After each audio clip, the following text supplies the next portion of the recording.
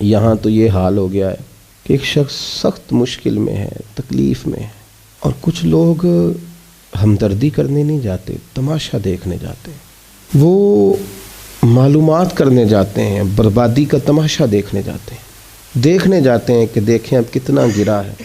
وہ کسی شاعر نے کہا تھا کہ باغا اندر سبز و طوطا تے نمیاں نمیاں رووے تے آکھے باغاں والیو پتھر نہ مارو متے کوئی پردیسی ہووے۔ اوپر سے روڑے مار رہے ہو تے تاڑی مار اڑانا باہو اسی تے اگے ہی اڈن آ رہے۔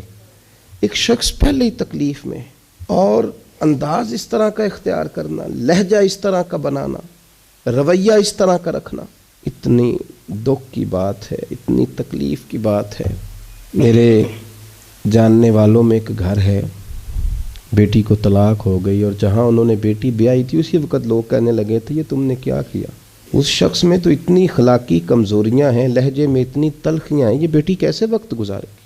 ہر شخص جانتا تھا، لیکن جب اس بیٹی کو طلاق ہو گئی ہے تو اس کے والد مجھے ملے تو وہ کہنے لگے حضرت صاحب میں نیم پاگل ہو گیا ہوں۔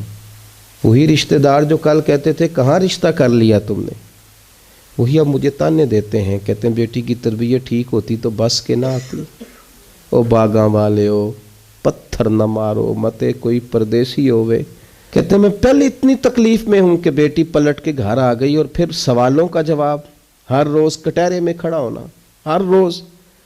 یہ لہجے ان لوگوں کے تو نہیں ہوتے جو رسول اللہ کی غلامی کا دعویٰ کریں، یہ انداز فقیروں، درویشوں، تربیت لینے والوں کے تو نہیں ہوتے، یہ ان لوگوں کے لہجے تو نہیں ہوتے۔ حضرت سری سکتی رحمۃ اللہ تعالیٰ علیہ، آپ بازار میں دکان کرتے تھے، آگ لگ گئی بازار میں، دکانیں جل گئیں۔ آج کتنے لوگ ہیں، ایسی ہوا چلی ہے کہ ہر شخص ہی سوچتا ہے تمام شہر جلے، ایک میرا گھر نہ جلے۔ اس شہر کے اندر آگ لگ گئی اور ساری دکانیں جل گئیں، صرف حضرت سری سکتی کی دکان بچی۔ کسی بندے نے آ کے کہا حضور سب دکانیں جل گئیں صرف آپ کی بچی ہے، تو کہنے لگے الحمدللہ۔